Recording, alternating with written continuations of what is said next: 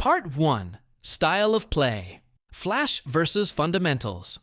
When comparing the NBA and EuroLeague, the first and most noticeable difference is the style of play. From the pace of the game to the strategic approach, the contrast is striking. The NBA thrives on spectacle. The court is a stage, and the players are performers. Fast breaks, alley-oops, isolation plays, and step-back threes dominate the landscape. There's a rhythm to NBA games that feels like a high-octane show, designed to keep fans constantly on edge. It's a league where one-on-one brilliance often dictates the outcome of a game. Stars like Steph Curry, Kevin Durant, and Damian Lillard are given the green light to take audacious shots from way beyond the arc, and fans love it. NBA teams often prioritize pace and space, encouraging high-scoring games with rapid possessions. Defensive intensity tends to ramp up only during the playoffs, which can lead to accusations that defense is undervalued in the regular season. Critics argue that the league has leaned too far into offense, turning games into scoring contests instead of balanced matchups. In contrast, the EuroLeague offers a slower, more methodical brand of basketball. The focus is on half-court sets, structured offense, and tight defensive schemes. Coaches have immense control over the game flow. It's not uncommon to see a single play called out and run to perfection with multiple screens, cuts, and misdirections. The value of every possession is deeply respected. A three-point shot is earned through teamwork, not just individual flair. The difference in court dimensions and rules amplifies this contrast. The NBA's court is slightly larger, offering more space for isolation plays. The EuroLeague three-point line is closer, which alters spacing and shot selection. Additionally, rules like goaltending are enforced differently, affecting how players defend the rim. Let's take a real example. Imagine a player like James Harden in a EuroLeague system. His ISO-heavy style would likely clash with team first philosophies. Now flip the script. Imagine Vasilija Micic or Kostas Sloukas in the NBA. Their pick-and-roll IQ and passing vision could thrive. But would they be given the same offensive freedom? Another key difference is how the clock is used. NBA players often use the full shot clock only when necessary, looking for the first available shot. In EuroLeague, players are trained to exhaust the shot clock to find the best shot. It's about quality, not speed. So what does this mean for viewers? If you want thrilling, fast-paced action with superstar duels, the NBA delivers. But if you prefer tactical battles, disciplined execution, and a purer form of team basketball, the EuroLeague might be more your style. It's not just two different styles, it's two different philosophies about what basketball should be. Part 2. Culture, Pressure, and Passion. Beyond the hardwood, the cultural experience of each league couldn't be more different. The NBA is the epitome of American sports entertainment, while the EuroLeague carries the soul of European fandom and local identity. Let's start with the NBA. It's a global brand, a marketing juggernaut. From pre-game light shows to halftime performances, everything is built for the show. Jerseys are redesigned annually for maximum sales. Social media highlights are posted seconds after a big play.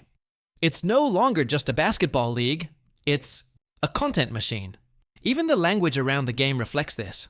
Words like super team, MVP narrative, and legacy games dominate the conversation. The NBA is as much about the storylines as it is about the stats. Media coverage creates daily debates. Is LeBron still the best? Should Embiid have won MVP? Fans are constantly fed narratives to argue about, keeping them engaged even in the off-season. EuroLeague, however, operates on a completely different emotional frequency. The loyalty of its fans runs deep. Supporting a team like Partizan Belgrade or Panathinaikos isn't just about basketball. It's about identity, history, and pride.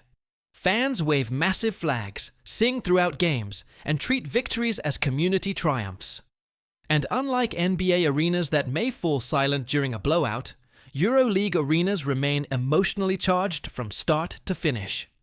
The pressure is relentless. Coaches in Europe are under intense scrutiny. A poor performance in the first 5 games can lead to dismissal, regardless of pedigree. There's no process like Philadelphia had, no multi-year rebuilds. In the EuroLeague, every season is now or never. For players, this creates a high-stakes environment. Contracts are often shorter. Roster turnover is higher. You don't get years to develop. You earn your minutes through execution and consistency. Even star players are held accountable in ways rarely seen in the NBA. Another big cultural factor: the role of money and celebrity. In the NBA, players often reach near-mythic status. They become fashion icons, entrepreneurs, and cultural influencers. Their brand can overshadow their team. In Europe, while stars are respected, the spotlight is far dimmer. The emphasis is on the collective, not the individual. That's not to say there are no big names. Players like Sergio Llull or Shane Larkin are heroes to their fans, but their fame doesn't dominate every headline. And then there's the idea of tanking. In the NBA, teams sometimes lose intentionally to secure better draft picks. This concept is inconceivable in EuroLeague, where every win counts toward qualifying for playoffs or avoiding relegation in domestic leagues. So what does all this mean? If the NBA is a slick, modern production built for global consumption, the EuroLeague is a gritty, passionate war zone of localized pride.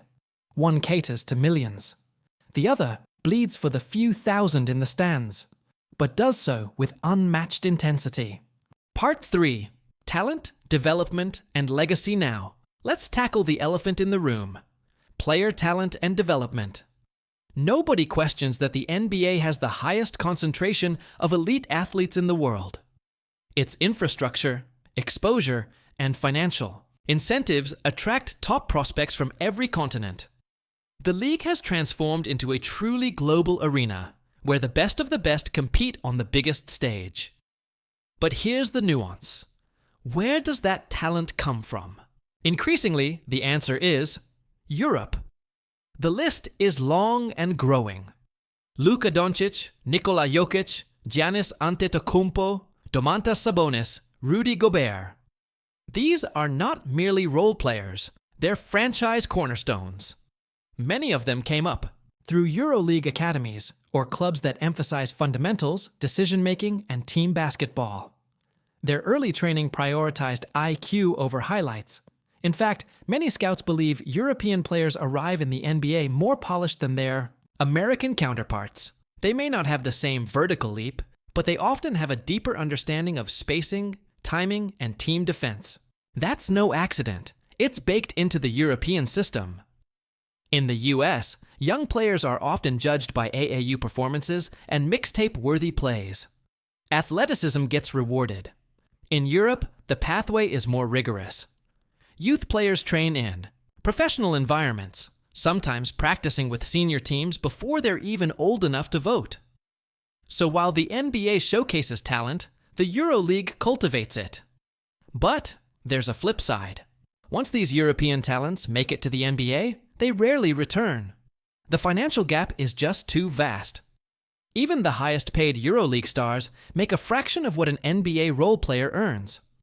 The NBA offers endorsements, long-term contracts, and worldwide fame. It's the promised land. Yet some players choose to stay. Why? Legacy. In Europe, players can become legends in a way that's different from the NBA. They might never sign a sneaker deal or host SNL, but they'll have murals in their city and fans who sing their name for decades.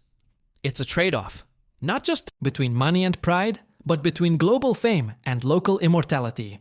And let's not forget the coaches. EuroLeague coaches like Željko Obradović or Ettore Messina are tactical geniuses whose basketball IQs rival any NBA head coach. The problem? They're often overlooked by NBA franchises that value personality management as much as X's and O's. The coaching culture in Europe is stricter, less forgiving, and often more cerebral. Even development systems differ in intensity and philosophy. In Europe, players are introduced to team concepts and pro-level accountability far earlier. They learn to play under pressure, in hostile environments, with real consequences.